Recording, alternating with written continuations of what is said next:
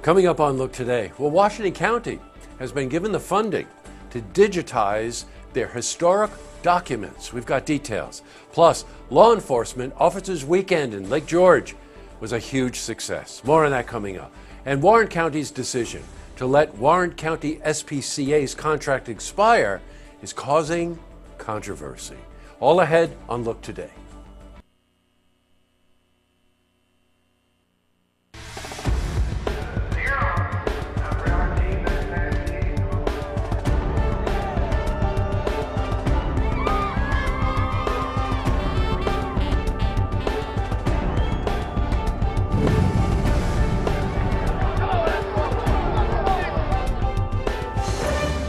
Welcome, everyone. Happy Monday. Happy Monday. I'm Jay Hood Jackson. This is Look Today. Well, in tonight's program, I sit down with Sandy Rhodes. She's organizer of an event called Clean Out Your Lockers for Puerto Rico. And she's here to talk about the continuing need in Puerto Rico in the wake of last year's hurricanes and how we can help out locally. Plus, I also sit down with Jim Cronin, owner of Cronin's Golf Resort in Warrensburg. And we're on location at the golf course in this special edition interview with him. And we'll talk with him about what he has going on at the course for this season. Plus, we've got your weather for the Tri-North counties. But first, these headline stories. Well, in our lead story, Washington County has been given the funding to digitize their historical county documents.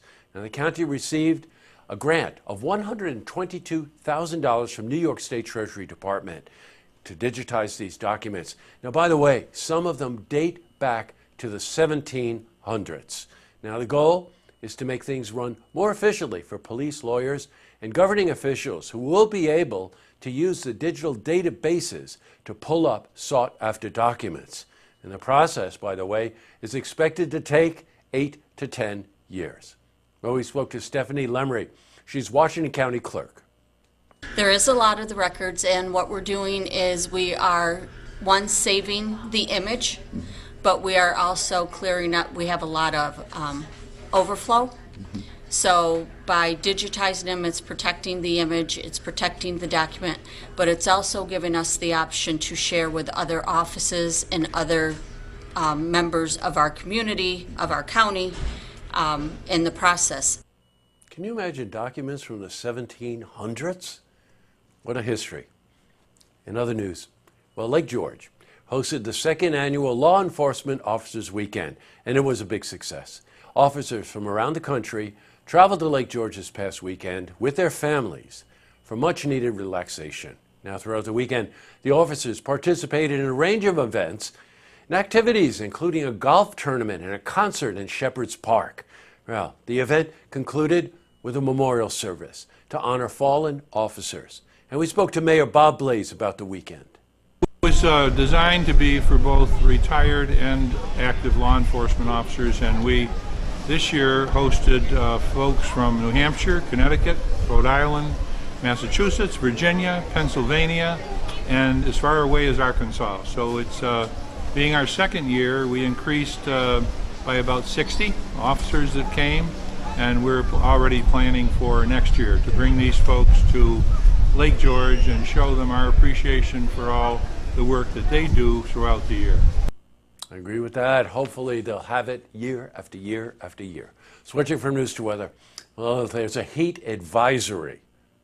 Heat advisory. I got in my car today and the temperature was 101 degrees right there on the dashboard. I couldn't believe it. First time I've ever seen that. So let's see how the week is shaping up. For a more detailed look at our weather, let's head to the Glens Falls Weather Center for a look at your first forecast. Thanks, Jesse. I'm meteorologist Clarence Ponser with your first look weather update on Look TV. From earlier today, we've had dry weather across much of the United States, especially east of the Rockies. However, you see all that showery weather making its way along that I-94, I-90 corridors, and that includes our area, and some of those storms could be on the strong to severe side, with the biggest threats, of course, damaging winds and some large hail, very isolated threat of a tornado. Cold front is the culprit of this stormy weather making its way through our area, not just tonight, into your Tuesday as well. And we'll see storms likely, some on the strong to severe side, and could dump some heavy rain, about 1/4 to a 1/2 inch of rain. Low temp of 65 degrees and a north wind at 6 to 10 miles per hour. But it gets much drier when we get to the early morning hours. The cold front will sweep by. Temps will only be in the 50s at 7 a.m., 60 at 8 a.m., 64 at 9 a.m. under full sunshine. We'll manage to reach near 80 with a north wind at 9 to 13 miles per hour. Extended, we're going to experience upper 70s to around 80 throughout the remainder of the forecast period. Lows will be on the cool side. You may want to grab that sweater if you're going to do those early morning jogs. Lower 50s, maybe upper 40s in some spots, especially by Friday morning. Overall, it's going to be a great forecast to kick off astronomical summer across the Capital District. That was your first look weather update on Look TV. I'm meteorologist Clarence Ponser. Now I send it back to you, Jesse. Thanks very much, Clarence. Well, it looks like if we make it through today, the rest of the week is going to be absolutely exceptional. Back to the news. Warren County has decided to end its contract with the Warren County SPCA. Now, the resolution is on the table to extend the services through July 20th, but was voted down at the recent Board of Supervisor meeting. Now, the county is in the process of releasing a request for proposals, or RFPs, to reach a better deal on the needed services. Now, the agency received a stipend of $100,000 from Warren County to revive the SPCA. However, some supervisors questioned the amount that was paid and if the county has been overpaying for the services. Now, as a reminder, we air the Warren County Board of Supervisor meetings in their entirety unedited. So if you want to hear this story, you can go to looktvonline.com or check the schedule for Look TV. Up next, I sit down with Sandy Rhodes.